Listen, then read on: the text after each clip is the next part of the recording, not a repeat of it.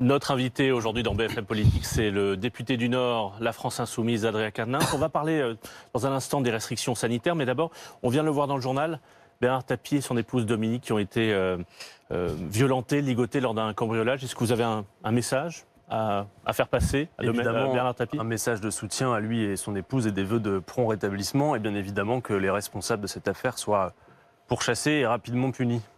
Alors on en vient à la situation sanitaire. Évidemment, mercredi soir, le président de la République a pris la parole pour annoncer de nouvelles mesures, un confinement qui ne dit pas son nom. Est-ce que vous pensez que ces mesures qui ont été annoncées mercredi soir sont suffisantes pour freiner l'épidémie, pour répondre à la situation que décrivent notamment les réanimateurs?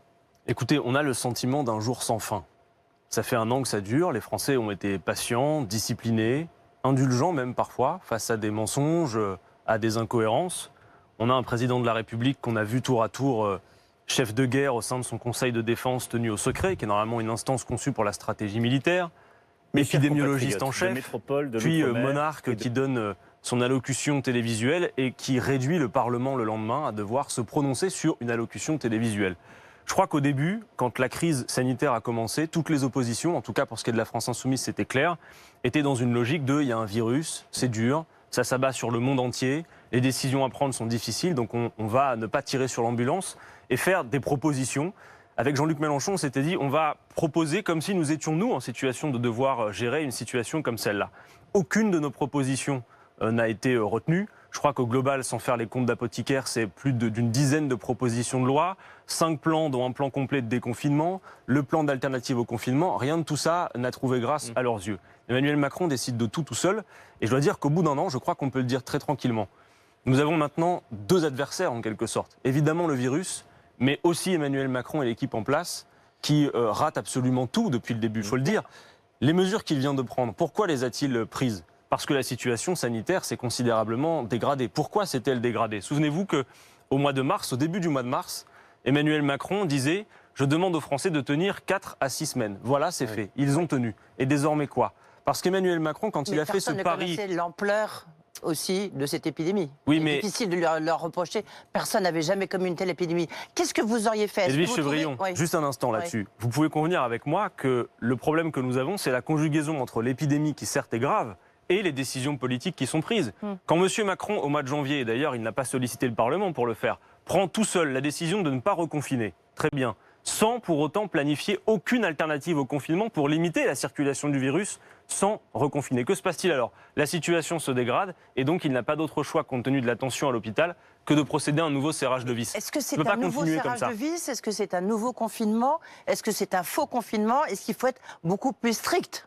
Écoutez, c'est une sorte de confinement, nouvelle mouture. On a eu le confinement, déconfinement, les couvre-feux avec les horaires qui changent. Non, moi, ce que je dis surtout... Il aurait fallu être beaucoup plus strict, à votre avis? Mais il aurait fallu surtout, quand nous l'avions dit très tôt, ça fait depuis le mois de novembre qu'avec Jean-Luc Mélenchon, nous proposons ce plan d'alternative au confinement. Nous leur avons dit, en substance, vous ne pourrez pas continuer à gérer durablement cette crise sanitaire simplement à coup de je coupe le son, je remonte le son, je ferme, je réouvre. Mais ça n'est pas possible. C'est pas ce qu'ils font en ce moment, justement, une alternative au confinement, non. Un système hybride comme je ne crois pas, Philippe Corbet. L'alternative au confinement, et d'ailleurs, j'adjure le président de la République d'entendre qu'il devra dans tous les cas y venir et que c'est dès maintenant qu'il faut le préparer. Parce qu'il y aura un confinement dans quelques semaines? Mais je pense, ce que je veux dire, c'est que quand il va desserrer les taux, des nouvelles mesures qui viennent d'être annoncées, il faut tout faire pour éviter que quelques semaines plus tard, ça recommence. Alors comment faire? Quand on vous parle d'alternative au confinement, juste d'un mot, l'alternative au confinement, de quoi s'agit-il?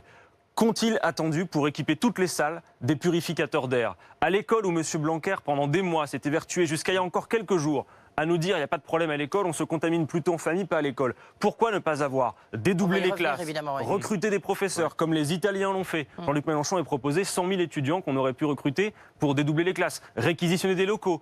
Désormais, on sait que dans certains pays européens, c'est le masque FFP2 qu'il faut porter. Pourquoi ne pas distribuer gratuitement des masques FFP2? Organiser les conditions d'une société par roulement, de sorte qu'on n'ait pas les cohues que l'on connaît. Rien de tout cela n'a été fait. Donc j'adjure d'entendre qu'il va falloir le faire dans tous les cas, pour ne pas avoir à succomber une nouvelle fois à cette logique. Adrien Quatennens, bonjour. Bonjour. 2 précisions.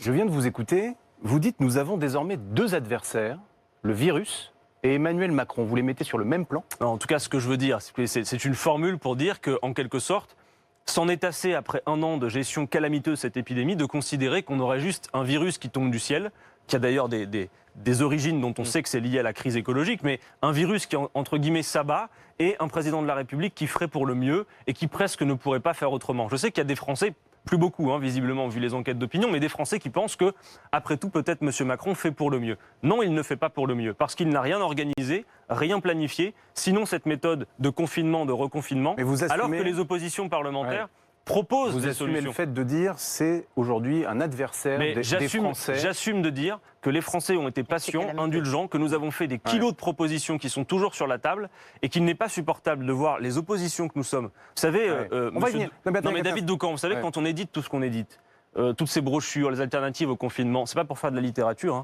ni pour se faire plaisir à nous-mêmes. Ce sont des propositions qui, je le crois, et je demande qu'elles soient regardées, sont utiles au pays. Ils n'en font strictement rien. Adrien Quatennens, une question très précise. Est-ce que le 29 janvier dernier, lorsqu'Emmanuel Macron a décidé de ne pas reconfiner, est-ce qu'à vos yeux, il a mis en danger physique toute une partie de nos concitoyens? Ce que je sais, comme vous en tout cas, parce que je ne suis pas médecin, mais je lis, y compris ce que disent les médecins, les épidémiologistes, même si M. Macron, j'ai bien compris, est le meilleur épidémiologiste de France, c'est que déjà au mois de janvier, lorsqu'il prenait cette décision, beaucoup alertaient sur le fait que le mois de mars serait dangereux et que mars-avril correspondrait à un pic si on ne faisait rien.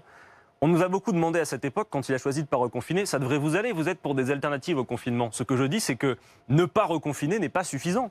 Ce que nous proposons de faire, c'est logistiquement ambitieux à mettre en place. La société par roulement, faire en sorte qu'on diminue, par exemple, nous l'avions proposé, d'une demi-heure la journée de travail pour qu'on organise ces rotations, qu'on puisse du coup éviter d'avoir les mêmes cohues sur les quais des transports en commun aux mêmes horaires. Les purificateurs d'air, franchement... La société par roulement, justement, c'est à la place du télétravail pour vous?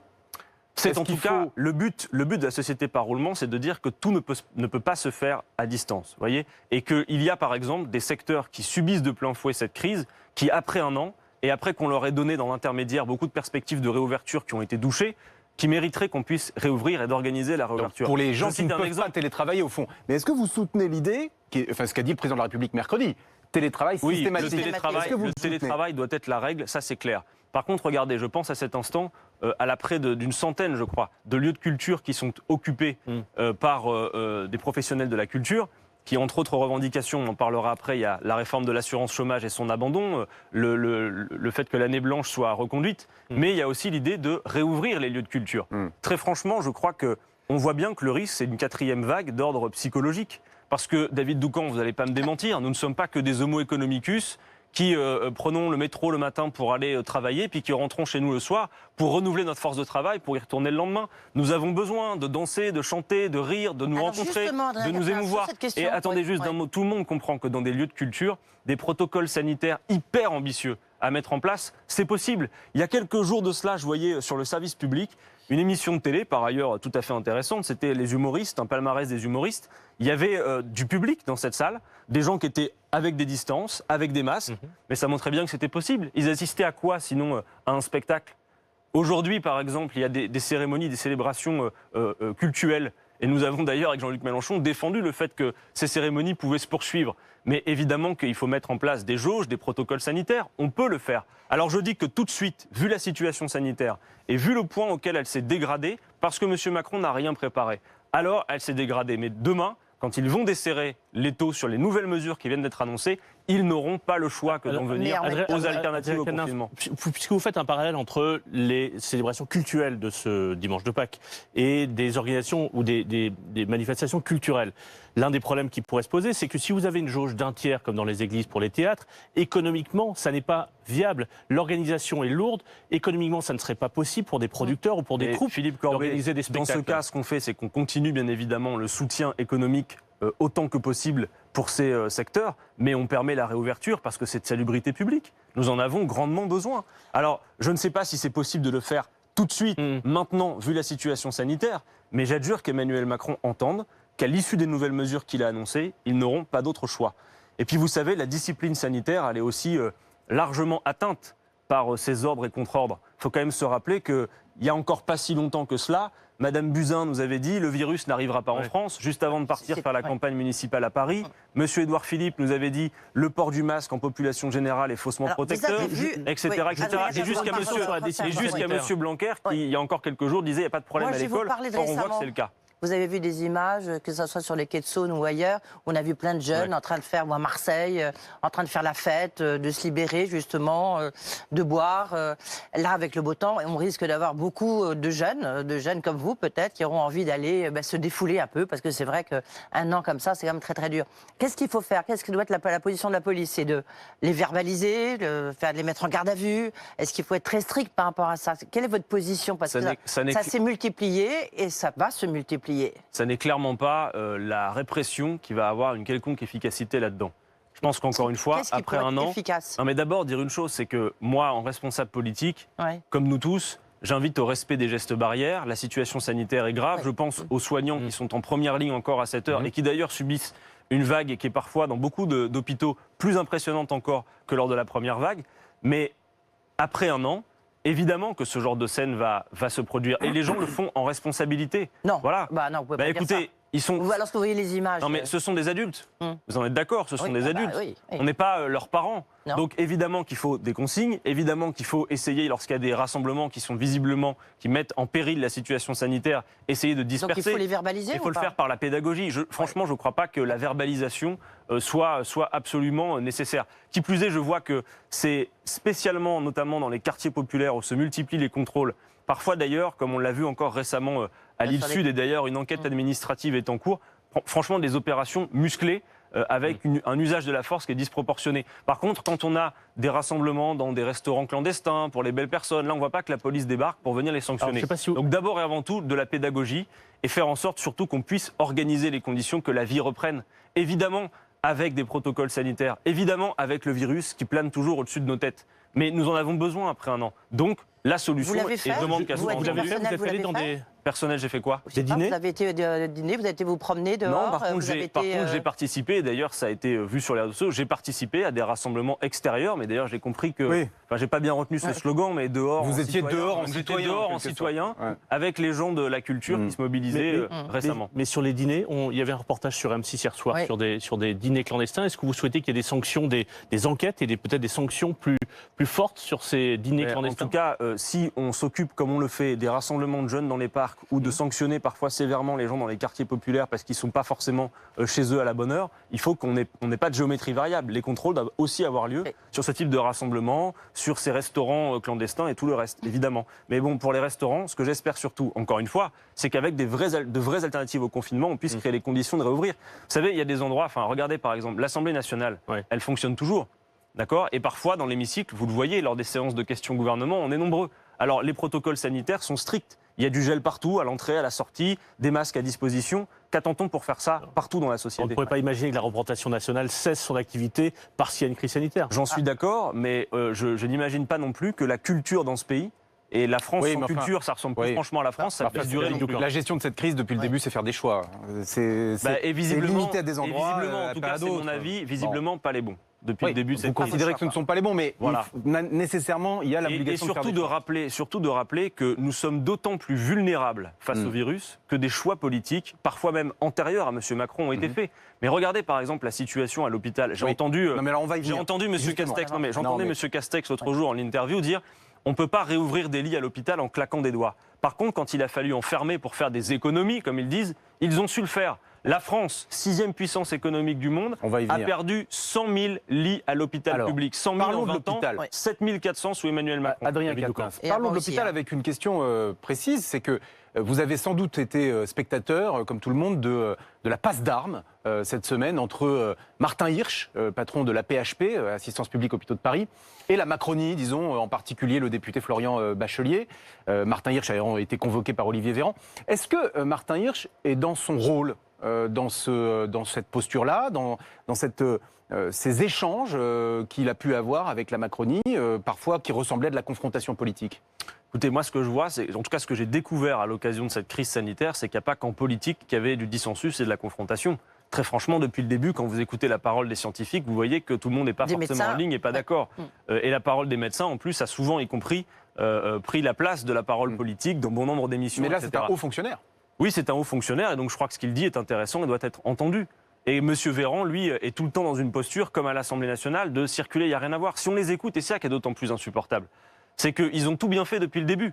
Monsieur Macron encore à 22h30 l'autre soir à la sortie du Conseil européen, qui dit devant nous tous les Français à 22h30, messieurs, dames, je n'ai aucun mea culpa à faire, aucun constat d'échec. Mais sur les masques, sur les tests et désormais, et c'est le plus important, sur le vaccin, ils sont en échec. Pour des raisons éminemment politiques. Mais vous auriez fait Cette quoi, vous, crise sur le est vaccin politique. Vous auriez acheté en solo, par exemple? Écoutez, une chose est sûre. Nous avons une pandémie mondiale, d'accord? Oui.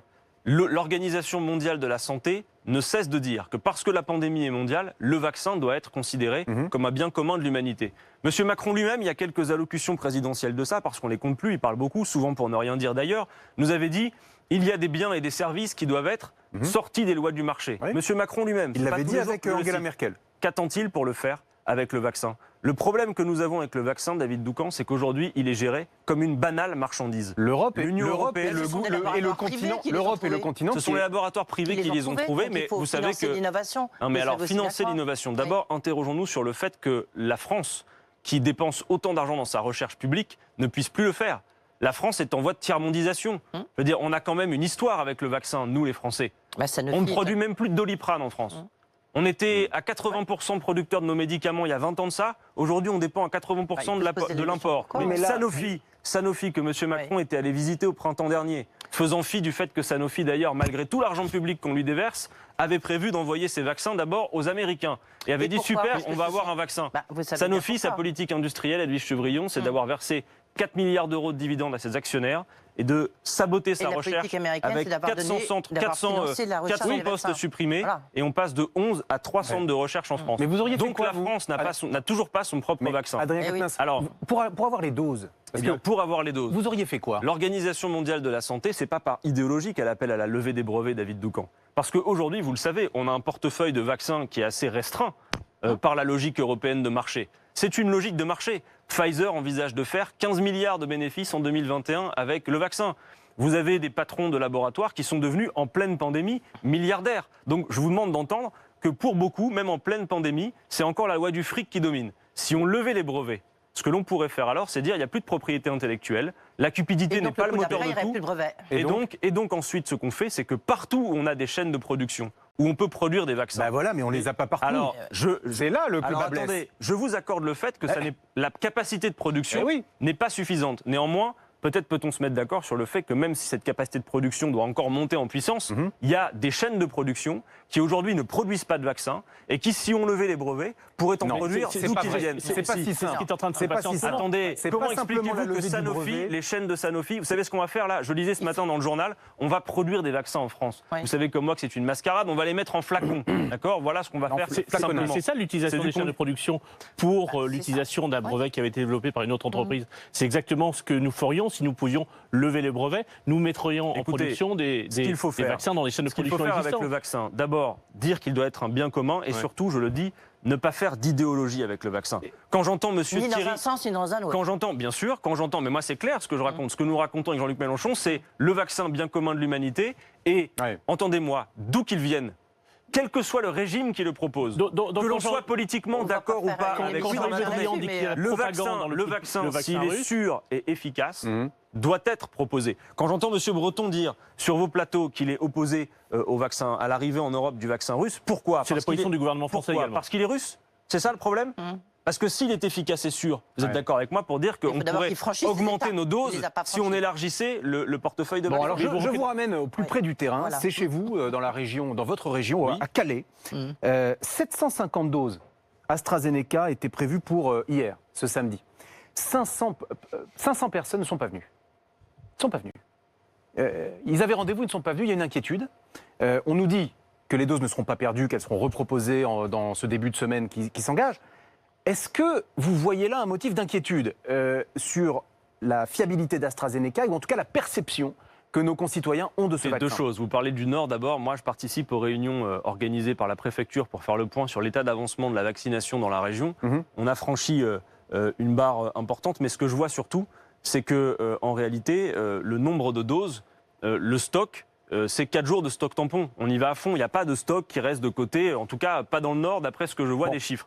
Tant mieux, sur AstraZeneca, vous vous en réjouissez, j'imagine. Bien sûr, sur AstraZeneca, bien sûr, parce que le vaccin est l'arme principale dans l'arsenal contre le virus. Est-ce qu'il faut rassurer les gens? Est-ce que vous pensez qu'il faut rassurer les gens? Rassurer les gens, oui, mais David Doucan, sur AstraZeneca, quand pendant plusieurs semaines, des soignants hésitaient à se faire vacciner avec l'AstraZeneca. Parce que si on doit dire qu'il faut faire confiance à la science et que le vaccin est incontestablement la principale solution, je ne mets pas de côté la question d'un médicament, car il faudra aussi une stratégie thérapeutique. Traitement. Et ça n'est pas normal non plus que ce soit le privé qui ait à financer, par exemple, les expérimentations de l'Institut Pasteur à Lille. Mais quand vous avez pendant quelques semaines des soignants qui disent « moi, j'ai pas de recul sur l'AstraZeneca, j'ai des doutes, je ne le fais pas ». Vous avez un gouvernement qui monte les soignants du doigt. On se souvient de la lettre de M. Véran aux soignants en disant « faites-vous vacciner ». Puis qu'est-ce qui se passe ensuite? On suspend la vaccination de l'AstraZeneca. Pour 24 heures, en attendant. Mais vous savez que du coup, dans l'opinion publique, de l'Agence européenne du médicament. C'est le principe de précaution. Bien sûr, mais dans l'opinion publique, le mal Ça est a fait. laissé des traces, quoi, selon vous. Donc moi, ce que je dis, c'est que si nous levions les brevets et que nous produisions partout où c'est possible de produire des vaccins, d'où qu'ils viennent, dès lors qu'on sait qu'ils sont sûrs et efficaces, alors nous pourrions élargir ce fameux portefeuille de vaccins et en quelque sorte, peut-être, pourquoi pas, moi je le souhaiterais, qu'on puisse laisser le choix aux personnes qui souhaitent se faire vacciner de quelle méthodologie, quel vaccin en quelque sorte ils souhaitent utiliser. Voilà. Et pour cela, il faut élargir ce portefeuille. Mais pour l'instant, c'est la pénurie. Mais c'est la pénurie, mais donc je veux dénoncer sur votre plateau la duplicité du discours d'Emmanuel Macron qui consiste à dire le vaccin bien commun, l'Organisation mondiale de la santé appelant à cette réalité, mais vous devez savoir, parce qu'on ne l'a pas dit encore à cette heure, qu'à l'OMC, Organisation mondiale, cette fois, du commerce, il y a 15 jours de cela, la France et l'Union européenne se sont opposés à la levée des brevets. Le message politique est clair. Le marché, le marché, le marché. Ça n'est pas possible. Est-ce que Boris Johnson trouve plus grâce à vos yeux, parce qu'on sait que le Royaume-Uni a été le plus touché par la pandémie au départ, c'est là où il y a le plus de morts, mais en même temps, maintenant, c'est là où il y a le plus de Britanniques vaccinés avec l'AstraZeneca qui a été donc découvert par Oxford. Est-ce que vous dites c'est Boris Johnson, il a choisi la bonne stratégie? Écoutez, en tout cas, ce que je vois incontestablement comme vous, parce que les chiffres qu'on nous présente et les faits qu'on a sous les yeux nous empêchent de dire autre chose. C'est que visiblement, la première injection, on n'en est pas encore sur la deuxième. C'est que visiblement, on s'en sort mieux en dehors de l'Union européenne qu'à l'intérieur. Et je ne fais qu'un constat que vous pouvez partager avec moi en disant cela. L'Union européenne, dans cette affaire, c'est une nouvelle pantalonnade. Incapable d'organiser quoi que ce soit. Déjà que rien, franchement, beaucoup de Français m'interrogeaient là-dessus. Mais déjà que rien que sur les consignes sanitaires, regardez, au sein de l'Union européenne, il n'y a pas un pays qui prend les mêmes règles au même moment, qui fait les mêmes choses à peu près, qui prend les mêmes consignes en termes de discipline sanitaire. Et parce que la situation de l'épidémie n'est pas la même au Portugal, évidemment, en Belgique, évidemment, mais quand vous voyez par exemple que dans certains pays, je crois que c'est en Allemagne, où on est obligé dans les transports en commun de porter les masques FFP2, on dit donc du coup ici à M. Macron et M. Véran, qui nous avaient dit initialement que le masque servait à rien, dépêchez-vous maintenant de fournir les masques FFP2. Pour rebondir sur ce que disait Edwige Chevrillon sur Boris Johnson a dit devant des parlementaires britanniques que la raison du succès de la stratégie vaccinale britannique, c'était le capitalisme et l'avidité. La cupidité. Est-ce qu'il n'y a pas aussi, sans reprendre sa formule, au fond l'idée que la prise de risque, le privé, le public qui travaillent ensemble, est-ce que ce n'est pas aussi des éléments de la stratégie de vaccination britannique qui va effectivement beaucoup plus vite que celle du continent? Que le privé et le public travaillent ensemble, évidemment. Et moi, je veux vous rassurer tout de suite, Philippe Corbet, nous sommes à la France Insoumise pour une économie mixte. Il ne s'agit pas de tout nationaliser. En revanche, sur des secteurs stratégiques, et notamment la question de la souveraineté sanitaire. Boris Johnson ne pose pas, par exemple, la question des brevets. Lui, non, mais moi, ce que je vous dis, c'est que nous avons besoin de retrouver, c'est Emmanuel Macron qui en parlait, mais il fait du bruit avec sa bouche sans rien proposer derrière, une véritable souveraineté sanitaire. Donc, organiser des conditions de pouvoir produire des vaccins en France, et notamment de lever des brevets, et par exemple sur le médicament, moi je ne supporte pas de voir la France dépendante à 80% de l'import pour ces médicaments, raison pour laquelle nous proposons avec Jean-Luc Mélenchon l'instauration d'un pôle public du médicament, où on mettrait à la fois la recherche fondamentale et la production des molécules. Il faut aider Sanofi, par exemple. Il faut aider Sanofi qui est un champion. Il faut les aider, mais aux aides publiques, il faut des contreparties. C'est bien ça le problème, c'est qu'aujourd'hui, la politique du gouvernement consiste en tout et pour tout à catapulter des milliards d'aides sans aucune contrepartie, avec les résultats qu'on connaît. Vous voyez Sanofi, je vous l'ai dit, 4 milliards de dividendes, des postes supprimés dans la recherche, des centres de recherche qui ferment en France, et la France qui a toujours pas son vaccin. Et d'autres qui s'ouvrent à Lyon, vous-même, vous l'avez dit tout à l'heure. Et moi, je crois, pour répondre à votre question, que non, la cupidité n'est pas le moteur de tout.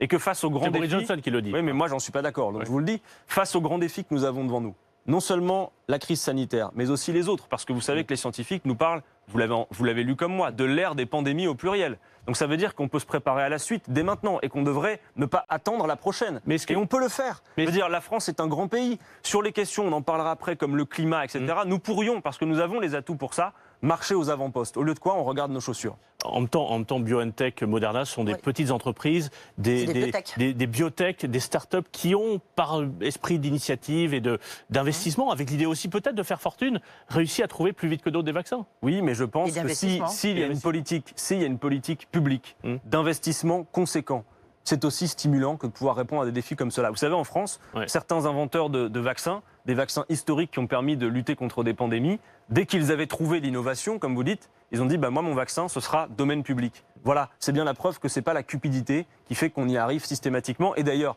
face aux grands défis que nous avons, aux grands périls qui s'avancent, ça ne pourra pas être la cupidité, ce sera nécessairement la société de l'entraide qu'il faut bâtir. Alors justement, on va parler de quoi qu'il en coûte, un peu d'économie. Ouais. Adrien Quatennens, ce matin dans le journal du dimanche, Bruno Le Maire, le ministre de l'économie et des finances, dit qu'en fait, avec ce nouveau confinement, il revoit à la baisse la prévision de croissance de la France. Il la baisse de 6 à 5%. Est-ce que ça veut dire quand même, en plus avec 11 milliards de coûts supplémentaires par mois, enfin au total, pardon, est-ce que ça veut dire qu'il faut quand même à un moment arrêter ce quoi qu'il en coûte pour rebooster l'économie? Non, je ne le crois pas, au contraire. Il faut persister dans cette idée de soutenir l'économie, mais le faire avec des contreparties.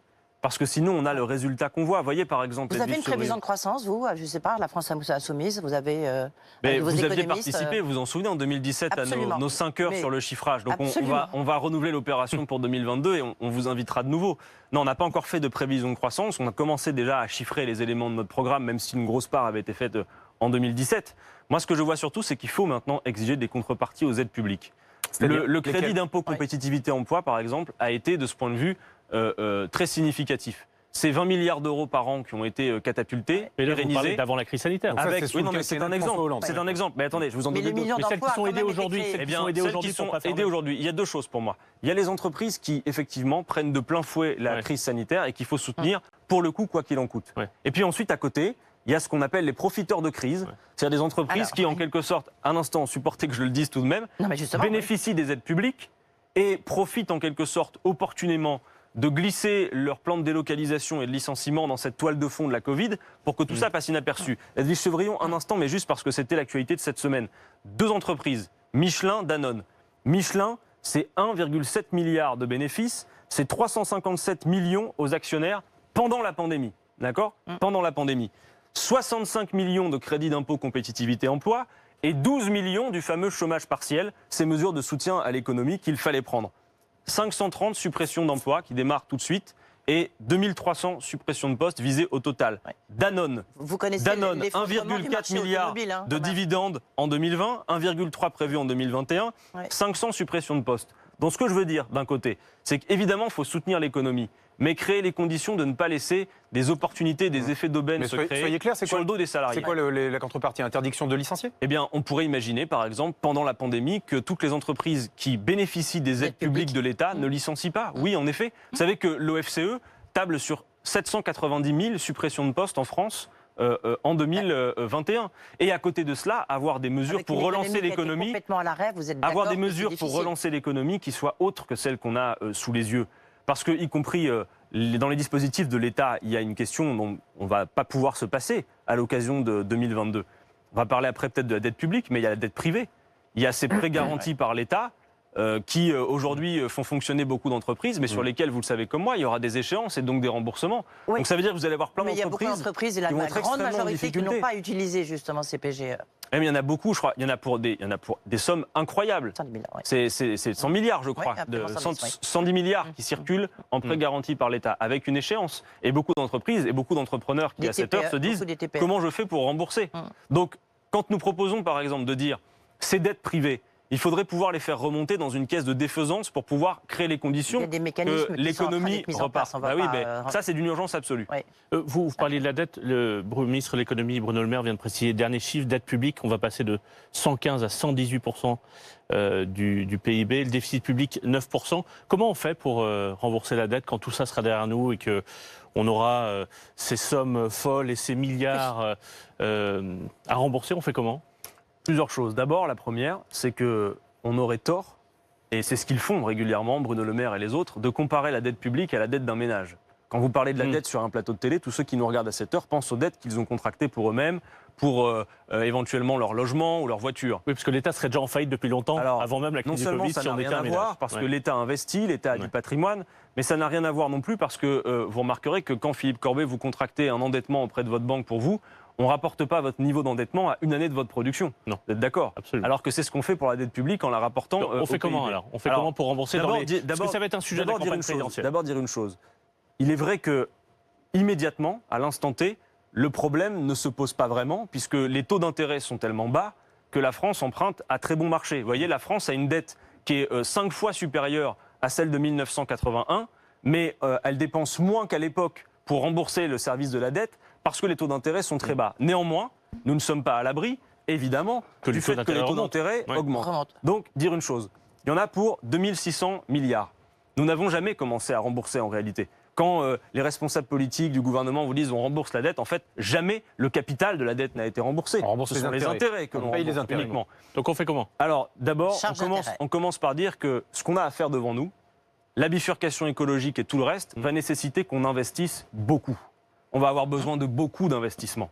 On ne peut pas avoir pour seul horizon de dire à la jeune génération, ben, votre avenir, ça va être très simple, vous allez vous lever le matin pour aller au travail, pour rembourser la dette. Super, tout le monde va se lever d'enthousiasme pour un tel projet politique. Il y a des solutions qui existent pour régler le problème tranquillement. On pourrait passer beaucoup de temps à discuter de la composition de cette dette. Edwige Sevrillon n'ignore pas, par exemple, qu'on estime que 25% du poids de la dette, et notamment le fait des baisses de recettes, avec tous les cadeaux fiscaux qui ont été faits, les baisses d'impôts de production souvent inutiles, etc., etc. Néanmoins, ce que nous disons, la Banque Centrale Européenne, aujourd'hui, a dans ses caisses 18% de la dette de la France.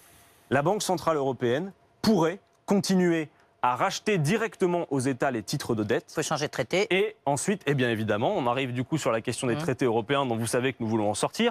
Elle rachèterait directement aux États les titres de dette et elle les classerait en quelque sorte en dette perpétuelle. Voilà, et derrière, on pourrait investir parce qu'on a des choses à faire et qu'on ne va pas passer notre vie à regarder nos pompes en train de se dire il faut rembourser la dette, on doit faire la bifurcation écologique, on doit faire la transition. À aucun moment, vous n'utilisez le levier fiscal.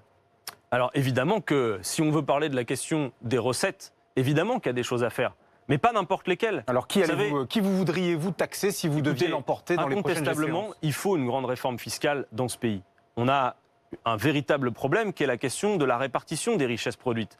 David Doucan, peut-être vous l'ignorez, mais en France, 7 personnes possèdent autant que 30% de la population réunie. Et par exemple, les milliardaires de ce pays, c'est 175 milliards de plus d'engrangés en 2020 en pleine pandémie. 2 fois le budget annuel de l'hôpital public. Donc la question qui se pose est la suivante. Ces milliardaires, ils emploient du monde, ils créent de l'emploi. Bien sûr. C'est le capitalisme, quoi. Oui, David Doucan, Voilà. et c'est un problème. Parce que si vous êtes d'accord pour considérer... Attendez, si vous êtes d'accord pour considérer qu'il est normal qu'une personne, si talentueuse soit-elle, si avec un parcours de prise de risque, comme disait Philippe Corbet, si vous êtes d'accord pour dire qu'il est normal que dans une société, quelqu'un gagne en quelques secondes ce que gagne un travailleur moyen en toute sa période de vie au travail. Si sa prise de risque permet de créer des milliers d'emplois, des dizaines de milliers d'emplois. Non, mais là, on a un point de désaccord. Que la personne soit correctement... de la richesse. Non, mais que la personne soit correctement payée. Si ça permet de faire des brevets et de trouver des vaccins. Que la personne soit correctement payée, oui. Mais qu'à la tête d'une entreprise, comme c'est le cas d'ailleurs dans le CAC 40, quelqu'un puisse gagner 200 fois ce que gagne la personne qui est tout en bas. C'est pas vertueux du tout, non seulement pour l'écologie, parce que fait-on avec autant d'argent, mais surtout pour la question de la répartition des richesses. Nous avions proposé, par exemple, que dans une entreprise, on ne puisse pas avoir d'écart de salaire de plus de 1 à 20. Alors on nous avait dit, mais c'est confiscatoire, mais on a parlé de confisquer l'argent à personne. S'il y a l'accord de 1 à 20 et que le grand patron veut garder sa rémunération maximum, il le peut. Mais alors, pour l'écart de 1 à 20, il doit l'augmenter. Je réponds sur la fiscalité d'un mot. Ce que nous devons faire, c'est une grande réforme fiscale dans ce pays pour faire en sorte que tout le monde paye. Nous sommes pour que tout le monde paye. Mais les petits payent petit et les gros payent gros. Avec la réforme fiscale que nous appelons de nos voeux, on veut en finir avec le fait que la classe moyenne dans ce pays supporte tout l'effort fiscal sur son dos, l'essentiel. Parce que vous avez la moitié des Français qui ne touchent pas d'impôt sur Et le donc, revenu. nous proposons de passer des 5 tranches d'impôts d'aujourd'hui à 14 tranches pour lisser l'effort. L'effet, et là on m'entendra ce midi depuis derrière la télévision, avec la réforme fiscale que nous appelons de nos voeux, avec Jean-Luc Mélenchon, si vous gagnez moins de 4 000 € par mois, Et moins de 4 000 euros par mois, ça fait beaucoup de monde dans ce pays. Vous paierez moins d'impôts. C'est organiser un meilleur partage de la richesse produite entre tous, tout simplement. Adrien Quatennens, à l'Assemblée nationale, la loi climat en ce moment est en débat. Et vous avez proposé à la France Insoumise, d'une part, ce que vous appelez la planification écologique et un débat sur l'eau, notamment une votation sur l'eau. Pourquoi est-ce que, selon vous, alors qu'il y a plein d'urgences et plein de débats écologiques, notamment sur le nucléaire, pourquoi est-ce que la question de l'eau est politiquement essentielle aujourd'hui? Pourquoi vous la portez comme le fait Jean-Luc Mélenchon en proposant une votation sur l'eau? Elle est fondamentale. D'abord sur le climat, dire qu'aujourd'hui le débat, c'est pas le débat entre ceux qui aiment la nature, les arbres et les oiseaux, et puis les autres qui les aiment pas. Tout le monde est écolo, d'une certaine manière. Et puis surtout, il faut avoir un diagnostic clair sur ce qui se présente. Ouais. 67% des espèces vertébrées ont disparu en 50 ans, on est rentré dans la 6e extinction. On est sur une trajectoire en termes de gaz à effet de serre et de réchauffement climatique qui nous emmène vers plus 3 à plus 5 degrés, avec les conséquences dont même les scientifiques n'arrivent pas à dire ce qu'elles vont provoquer, des seuils d'irréversibilité. Donc commençons par poser le cadre. L'écosystème compatible avec la vie humaine est en danger. C'est ça le sujet aujourd'hui. Donc on a un temps limité pour régler le problème. Donc on en déduit une méthode qui est la planification écologique, c'est-à-dire en quelque sorte fixer la règle verte comme objectif. On ne prend pas davantage à la nature que ce qu'elle est capable de reconstituer. Et en découle un défi technique et humain, radical mais passionnant, qui va nécessiter qu'on se retrousse les manches, qu'on crée beaucoup d'emplois, qu'on fasse la transition énergétique, qu'on fasse la transition de notre modèle agricole, qu'on investisse dans le ferroviaire, qu'on recrée des pôles publics, etc., etc. La question de l'eau, en effet, elle est fondamentale. Vous savez que les Nations Unies nous disent, alors que l'eau est à la base de toute vie, s'il n'y a plus d'eau, il n'y a plus de vie. Les Nations Unies nous disent que d'ici à 2030, 4 milliards de personnes sur la planète vont vivre dans des zones où on sera en pénurie d'eau. En France, vous avez 300 000 personnes qui ont des difficultés d'accès à l'eau. À Mayotte et en Guyane, j'ai noté ça, un Français sur 5 ne dispose pas de l'eau à domicile et de points d'eau potable à proximité. En Martinique, en Guadeloupe, 50% de l'eau part dans les fuites parce que les canalisations et tout le reste ne fonctionnent plus. Vous avez 2 millions de Français qui ont du mal à payer leur facture d'eau. Donc nous, ce que nous disons, c'est que l'eau, comme elle est un bien commun, on en revient à cette question dont on parlait tout à l'heure avec le vaccin, ne peut pas être considérée comme une marchandise. Donc nous proposons, avec ma camarade Mathilde Panot, qui a lancé cette votation pour la France Insoumise, avec d'autres, il y a la CNL, Génération, d'autres partenaires au bien commun. Nous proposons cette votation jusqu'au 13 avril. J'invite ceux qui nous écoutent à y aller. C'est sur le site eau.vote. Jusqu'au 13 avril, la question qui vous est posée, c'est êtes-vous favorable à l'inscription dans la Constitution du droit à l'eau et à son assainissement et à l'interdiction de son accaparement par les multinationales. Il y a combien de personnes qui ont voté pour l'instant? Alors écoutez, la première semaine, on avait un peu plus de 25 000 votants en ligne. Ça s'est beaucoup accéléré et puis surtout, partout en France, vous avez des insoumises et insoumis qui tiennent avec d'autres des points de votation.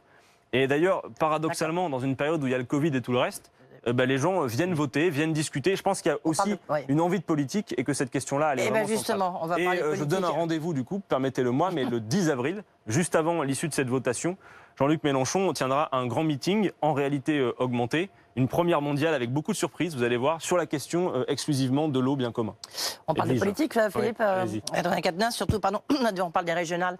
Est-ce que vous souhaitez le maintien des régionales au mois de juin en disant que la démocratie a quand même été largement étouffée, passée au second plan avec cette pandémie? Est-ce que vous êtes pour le maintien de des dates? Alors écoutez, je vais vous faire la même réponse que celle que j'ai faite à monsieur Jean-Louis Debré quand il nous avait consultés. L'ancien président du Conseil constitutionnel. Exactement, parce qu'il avait été mandaté par Jean Castex pour cela. Un vote, une élection. Alors vous devez savoir que 140 élections se sont tenues à travers le monde pendant la période de la Covid. Mais dire une chose, c'est qu'un vote, une élection, ça n'est pas simplement la formalité administrative, les opérations de vote. Il faut évidemment organiser les conditions d'opération de vote sûres, mais il faut permettre qu'avant le vote, il y ait une campagne électorale, il y ait de la contradiction, des projets qui s'affrontent. Mais comment est-ce qu'une campagne pourrait se tenir dans les prochaines semaines alors qu'il y a des restrictions sanitaires qui ont été durcies? Donc, M. Castex nous a écrit et nous demande d'ici au 8 avril, c'est-à-dire la semaine prochaine, de lui remettre une copie sur ce que nous préconisons. Est-ce que nous sommes pour le maintien ou est-ce que nous sommes pour le report? Ma question, justement. Alors, nous allons être pour le maintien conditionné. Nous posons des conditions au fait que l'élection soit maintenue. Sur l'organisation d'une véritable campagne, d'abord, faire en sorte que l'audiovisuel public soit mis à contribution pour organiser avant l'échéance 3 débats entre les candidats à l'échelle des régions. Envoyer à charge de l'État une circulaire un mois avant les opérations de vote pour expliquer qu'il y a une élection. Parce qu'ils n'ont pas l'air de beaucoup s'inquiéter du fait que plein de Français ne sont même pas au courant. Et on ne peut pas se féliciter de l'abstention. Organiser une campagne publique d'appel au vote. Le gouvernement pourrait décider de le faire. Et ensuite, il y a des conditions sur l'organisation des opérations de vote en tant que telles. Nous proposons par exemple que les membres des bureaux et de Viche-Chevrillon soient prioritairement vaccinés, que dans les 72 heures avant les opérations de vote, tout le monde puisse passer un test. Nous proposons, et nous l'écrirons à M. Castex, qu'à l'entrée de chaque bureau de vote soient mis à disposition gratuitement les fameux masques FFP2. Donc on aura Voilà. une carte électorale et un pass sanitaire. En presque. tout cas, ce qu'il faut, c'est créer. On pourrait même, vous voyez, on parlait de la société par roulement. Une proposition. On pourrait faire en sorte que les personnes les plus fragiles aient un créneau réservé pour participer aux opérations de vote. On pourrait créer les conditions, pourquoi pas, qu'avant midi, ce soit les appelés de la lettre A jusqu'à la lettre M, et qu'après-midi, ce soit la lettre M jusqu'à la suite. Ou Bref, la vous voyez, faire sur plusieurs jours, par exemple non, sur une journée, mais par exemple de scinder la journée en deux. Vous voyez, c'est bien la preuve que logistiquement, s'il y a de la volonté politique, on peut le faire. d'accord. Donc pour nous, ce sera ça. Maintien, Mais sous condition. Sous condition. La volonté politique, c'est aussi ce qui s'est passé dans votre région. Insoumis, écologistes, socialistes, communistes, unis. Unis derrière la candidate Europe Écologie Les Verts, Karima Deli, tête de liste. Ça a beaucoup surpris parce que certains s'étaient mis en tête que les gauches étaient de toute façon irréconciliables. Alors est-ce que ce qui est possible dans les Hauts-de-France est possible en France, tout court ? Je pense qu'on serait mal inspiré de le comparer aussi rapidement. Ce que nous avons fait pour les régionales, c'est que depuis le mois de juillet, la France Insoumise dit à ses partenaires potentiels nous allons avoir une élection qui est d'abord structurellement marquée par pas mal d'abstentions, plus la Covid. Et nos désaccords à l'échelle nationale que l'on connaît sur la question européenne, les questions institutionnelles, ne sont pas en cause dans l'échéance régionale départementale. Pour la laïcité ? Donc on souhaitait, on en parlera si vous voulez, Ouais, donc, ça on existe souhaitait, aussi, je donc crois. on souhaitait faire en sorte qu'on puisse trouver un accord national qui rende lisible ce que nous faisons partout. Régional, vous voulez dire ? Un accord national National. pour les régionales. Malheureusement, ça n'a pas été possible parce que d'un côté, le Parti communiste français, qui est plutôt notre partenaire privilégié, a fait le choix quasiment partout d'aller soutenir les sortants du Parti socialiste, et Europe Écologie Les Verts, qui entend bien parler d'unité, nous propose à chaque fois en région de le faire derrière eux. Alors, au total, nous sommes contraints en quelque sorte à la géométrie variable, mais dans les Hauts-de-France, nous avons rendu possible, la France Insoumise, le fait que cet accord ait lieu. Il en résulte un tableau général où la France Insoumise apparaît comme, à l'échelle du pays, le plus grand dénominateur commun à gauche, Et alors pour capable de s'entendre avec tout le monde dès lors que les bases sont claires. Et pour la présidentielle alors, Adrien Quatennens, est-ce que vous fermez tout de suite, là, maintenant, la porte à l'idée que Jean-Luc Mélenchon puisse ne pas être le candidat de la gauche ? Mais c'est assez Est-ce original. qu'il pourrait y avoir une union, mais à condition que ce C'est soit pas lui assez le candidat ? original de voir que la question est posée de la candidature de celui qui aujourd'hui est en tête de la gauche, il faut quand même le rappeler, et bien devant, et qui par ailleurs a réalisé 2 présidentielles non sans succès. C'est quand même assez incroyable. Moi je pense qu'il ne faut pas commencer la discussion par la question de la candidature. Justement, Il ne peut pas y avoir de dynamique sans le candidat qui est le mieux placé et le mieux à même de propulser ces millions de dégoûtés qu'il va falloir ramener à la politique. C'est ça le sujet d'abord en 2022. C'est de ramener toutes celles et ceux qui ont déserté les urnes à y revenir sur une base claire. Voilà le premier sujet qu'on devrait avoir. Justement, Yannick Jadot, l'écologiste, propose une autre méthode. Il dit, plutôt que de parler de qui va être candidat et qui va devoir se retirer, il dit, allez, retrouvons-nous autour d'une table, discutons du fond. Il a notamment invité Jean-Luc Mélenchon, je crois qu'ils se sont parlé. Qu'est-ce que vous répondez à Yannick Jadot ? Est-ce que vous allez saisir la main qu'il tend ? D'abord, évidemment, nous irons à cette réunion. D'abord, j'observe, non sans plaisir, le renversement de situation s'agissant de Yannick Jadot. Puisque au départ, pendant de longs mois, Yannick Jadot avait dit « je veux en quelque sorte créer un espace qu'il délimitait entre Mélenchon et Macron ». Vous voulez dire Par qu'il a définition, échoué il y avait deux frontières et elle était excluante. Donc vous pensez qu'il a échoué ? En tout cas, il change d'avis. D'accord. Et il comprend vraisemblablement qu'on peut difficilement se passer du candidat qui est le mieux placé. D'accord. Je le crois. Donc, du première candidat chose. ou de LFI ?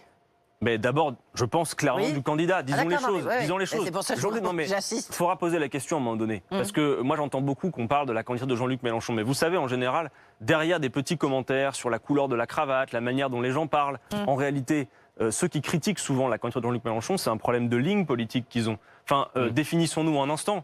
Le programme de la France Insoumise, l'avenir en commun, concourir à l'harmonie des êtres humains entre eux avec la nature, c'est un programme certes institutionnel, mais c'est un programme de rupture. Nous ne concourons pas à faire la social-démocratie, Edwige Chevrillon, j'en conviens. Mais sur l'initiative de Yannick Jadot, du coup. Ensuite, il y a une difficulté, tout de même. Cette réunion, nous allons y participer. C'est pas nous qui allons bouder une réunion où on parle du programme, alors que depuis des mois, Jean-Luc Mélenchon propose la Fédération populaire pour qu'on se retrouve sur des bases claires. À chaque fois qu'on édite une revue programmatique, comme c'est le cas, on l'envoie avec un courrier, on propose des initiatives. Vous voyez, le 7 avril, par exemple, on a proposé que tout le monde se retrouve pour acte 1 au moins, avant de discuter candidature et 2022. Acte 1, résister à l'offensive de l'extrême droite dans ce pays. Est-ce qu'on peut se retrouver pour ça le 7 avril? Première chose. Mais la difficulté majeure que je vois dans ce que fait Yannick Jadot, c'est que pour l'instant, Yannick Jadot, vous le savez, il ne parle pas au nom des Verts. Il parle en son nom à lui, parce que les Verts sont engagés dans une primaire qui va nous amener au mois de septembre. Le Parti Socialiste lui-même a dans ses statuts le fait de faire une primaire. Comment? Est-ce qu'il y a un accord programmatique possible entre les Verts, par exemple, et les filles? Parce que, comme vous venez de le dire, vous êtes très éloigné sur de nombreux sujets. Mais en tout cas, la discussion doit avoir lieu. Et non seulement nous la souhaitons, mais plus que ça, nous la sollicitons. Alors, je sais qu'il y a parmi ces gens des gens qui n'ont pour l'instant pas l'ombre d'une virgule d'un programme. Mais nous avons un programme, nous le mettons sur la table et Jean-Luc Mélenchon ne dit pas c'est à prendre ou à laisser. Jean-Luc Mélenchon l'a dit, jusqu'à l'été, la discussion programmatique est ouverte. Après, en effet, à la rentrée, nous aurons une nouvelle version du programme et on ira directement à la rencontre des Français avec ce programme. Parce que pour nous, vous voyez, le programme, c'est le cœur de l'affaire. Jean-Luc Mélenchon dit souvent, je ne veux pas être Jean-Luc Mélenchon, je veux être le programme d'abord et avant tout. Parce que pour nous, un programme, c'est pas juste la petite feuille de chou en papier glacé qu'on transmet 2 mois avant l'élection. C'est plus la République, c'est moi, c'est le programme, c'est moi. Vous savez, les deux feraient un très bon slogan. Il y a un point très dur là, entre vous et les écologistes qui en fait est apparu dans, disons, la polémique du week-end, hein, il y en a une chaque week-end, qui nous est venue de Poitiers, cette fois-ci avec la maire Léonore Monconduit, qui a eu cette phrase, alors qu'elle coupait les subventions au sport mécanique et dont l'aérodrome, l'aérien ne doit plus faire partie des rêves d'enfants, et Jean-Luc Mélenchon a répondu, les rêves sont toujours libres, signé Icare. C'est pas anecdotique. C'est pas anecdotique. C'est une rupture, c'est une différence de vue profonde. Vous considérez à la France Insoumise qu'il faut quand même qu'on ait un peu de croissance, qu'il faut quand même que les gens puissent avoir du travail, puissent bosser, qu'il puisse y avoir une activité. Et là, nous avons le sentiment qu'il y a en face de vous des Verts qui n'ont pas du tout cette approche-là et qui considèrent que sans décroissance, le combat pour la défense du climat ne sera pas gagné. Je vais répondre sur la polémique, mais d'abord, ce qui m'intéresse le plus, c'est la question de la croissance. Eh oui. Soyons clairs. Nous pensons qu'il y a beaucoup de domaines économiques dans lesquels ça doit décroître et où il faudra de la décroissance. Mais nous pensons aussi qu'il y a beaucoup de domaines économiques dans lesquels, par définition, la croissance au sens strict tel que l'on l'entend, c'est-à-dire l'accroissement du PIB, ça va augmenter. Mais par exemple, dans le soin à la personne, dans les métiers liés à la transition écologique. Enfin, songez juste que la planification écologique qu'on appelle de nos voeux, dans tous les secteurs où il faut l'engager, toutes les nouvelles formations qu'il faut mettre en œuvre, les nouvelles écoles, tout ça, les nouveaux cursus, c'est des millions d'emplois à créer. Donc il y a aussi un côté, oui, le péril est grand, oui, le défi est majeur, mais bon, n'ayons pas l'écologie triste, j'ai envie de dire. Il faut être enthousiaste. Il faut dire à notre pays, à la génération qui est sous nos yeux, qu'elle est la première génération contrainte à penser un monde neuf. Donc clairement, pour lier ça à la polémique, je pense qu'on devrait se retenir de décider de ce que doivent être ou ne pas être les rêves de nos gosses. Et qui plus est, on parle dans cette affaire de subventions qui sont données, je crois, si j'ai bien suivi, vous allez me corriger si ce n'est pas le cas, à une association qui fait les baptêmes de l'air pour les personnes en situation de handicap. Pour les enfants handicapés. Les gamins, il faut qu'ils rêvent d'aller dans les airs. Ouais. Mais s'ils pouvaient rêver d'aller dans les airs autrement qu'avec du pétrole et imaginer les solutions de demain pour le faire, alors tout le monde s'en portera bien. Adrien Quatennens, il nous reste très peu de temps, moins de 5 minutes. Quelques brèves questions sur l'étranger. D'abord, il y a une enquête de l'ONU qui conclut qu'une frappe aérienne menée par l'armée française au Mali début janvier a tué 19 civils qui, selon l'enquête de l'ONU, étaient réunis pour un mariage. La France dit que c'était des djihadistes. Paris conteste ce rapport. Est-ce que vous souhaitez que le gouvernement donne des éléments pour compléter, pour contester ce que conclut l'ONU? Je crois qu'on peut le dire, il y a eu un mensonge de la part des ministres Le Drian et Parny sur cette question. Pourquoi un mensonge? Parce qu'au moment où l'affaire avait été révélée, c'était véritablement circulé, il n'y a rien à voir. Et on voit qu'en réalité, c'est plus compliqué que ça et que vraisemblablement, en effet, la frappe aérienne a eu pour conséquence la mort de, je crois, 19 civils. Qu'est-ce que vous voulez dire? C'était une bavure de l'armée française? Et je pense que les ministres doivent s'en expliquer maintenant rapidement. Et au-delà de la question de ce qui s'est passé le 19 janvier dernier, d'ailleurs j'ai confondu, c'est le 19 janvier que ça s'est produit, au-delà de cela, sur la question du Mali, nous réclamons d'urgence un débat au Parlement, et ça fait des mois qu'on le réclame, pour que nous soit présenté le plan et la stratégie de sortie. Enfin, vous souhaitez le retrait de l'armée française du Mali, en tout cas la fin de l'opération? Personne ne dit qu'on va sortir en claquant des doigts, mais en tout cas, tout le monde nous dit, y compris les militaires sur place, que la solution au Mali n'est pas une solution militaire, c'est une solution politique. Et quand nous avons participé à la première opération sous François Hollande qui visait à empêcher que des djihadistes envahissent une capitale, nous n'avions pas vocation à nous installer durablement au Mali. Donc nous demandons simplement de nous dire quels sont précisément les objectifs poursuivis par notre armée au Mali et à quelles conditions et sous quel calendrier il sera possible d'en sortir. Pour bien comprendre, vous dites mensonge, mais est-ce que selon vous c'était une bavure à proprement parler? C'est-à-dire qu'il y a vraiment eu une erreur de l'armée Écoutez, s'il se trouve qu'une frappe aérienne a tué des civils rassemblés pour un mariage, oui, c'est une erreur. Et donc les ministres doivent s'en expliquer. Autre chose, question précise, le Rwanda, il y a eu un rapport d'historien qui a été commandé par le président de la République, qui a été remis la semaine dernière. L'Assemblée nationale n'a pas souhaité ouvrir ses archives à cette occasion. Est-ce que vous regrettez que Richard Ferrand, président de l'Assemblée nationale, n'ait pas ouvert les archives de l'Assemblée, notamment d'une commission d'enquête qui avait travaillé sur le sujet il y a quelques décennies? Mais je crois qu'il y a une part des archives de la France qui ont été ouvertes sur le sujet d'ores et déjà. Mais pas la partie de l'Assemblée nationale. D'accord. Bon, bah écoutez, je regarderai ce qu'a proposé Richard Ferrand et pourquoi il le fait. Cette question-là, il faut que la lumière soit faite, en effet. Que l'armée française ait eu un rôle dans l'organisation de l'armée rwandaise et le fait de l'armée, c'est évident. Que l'armée française ait été complice d'organiser un génocide, ça, c'est pas possible. Mais il faut que toute la lumière soit faite. Et puis d'ailleurs, il y a des sujets sur lesquels on aimerait avoir aussi quelques éclairages et quelques réponses, notamment le fait que, par exemple, c'est le même jour que les chefs d'État du Rwanda et du Burundi sont morts à l'époque, ce qui ne faisait pas franchement les affaires de la France en plus. Edwige Chevrillon, puisque on voyait tout à l'heure dans le journal le pape prononcer sa bénédiction au Père Toby, il y avait une question à propos du souverain pontife. Non, mais le message d'espoir du pape, on l'a entendu tout à l'heure, Adrien Quatennens. Mais est-ce qu'aujourd'hui, c'est la Pâque pour de nombreux chrétiens? Est-ce que vous avez un message particulier à leur adresser? Alors, je n'ai pas de message particulier à adresser aux chrétiens parce que, voilà, de tradition laïque, mes convictions personnelles, spirituelles, religieuses, philosophiques, je les garde pour moi. Mais j'adresse un message à tout le monde. Évidemment, aujourd'hui, il y a des célébrations cultuelles. Et avant la Pâque des Juifs, après c'est la Pâque des Orthodoxes. On peut souhaiter que ces fêtes se passent pour le mieux, y compris dans un contexte qui est difficile pour nous toutes et tous, qui est celle de l'épidémie. Non, je pense que si c'est le mot de la fin, il faut un message maintenant d'espoir. Il faut qu'on ouvre une perspective, il faut qu'on voit le bout du tunnel. Nous avons à créer les conditions de sortir de cette crise sanitaire, mais ensuite à relever des défis qui vont nécessiter une mobilisation, à mon avis, de plus grande ampleur encore que la crise que nous connaissons aujourd'hui. Et donc, je l'ai dit, sur les questions de l'économie, de l'emploi, de la bifurcation écologique, nous devons clairement créer dans ce pays les conditions d'une majorité d'adhésion à un programme de rupture qui nous permette de mettre la France aux avant-postes de ce qu'il y a lieu de faire. Nous sommes un grand pays, nous avons plein d'atouts, on peut le faire. Merci, Adrien Quatennens. Je complète ce que disait Edwige Chevrillon, puisque le pape vient de dire qu'il faut partager le vaccin avec les pays. Eh bien voilà, le pape est donc d'accord. Vous savez, alors entre l'encyclique Laudato Si, qui est vraiment très en pointe sur les questions écolo, le pape qui récemment, lors de la journée internationale de l'eau, s'est prononcé sur la question de l'eau au bien commun. C'est un pape de gauche. Très franchement, j'invite le pape, s'il nous entend, pourquoi pas, à signer sur noussommes-pour.fr pour rejoindre la campagne de Jean-Luc Mélenchon. Eh bien, si le pape écoutait BFM Politique, il pourra aller signer sur votre site. Merci Adrien Quatennens. Merci de m'avoir invité. Merci à vous. Edwige Chevrillon. Et bon dimanche de Pâques à tous les chrétiens.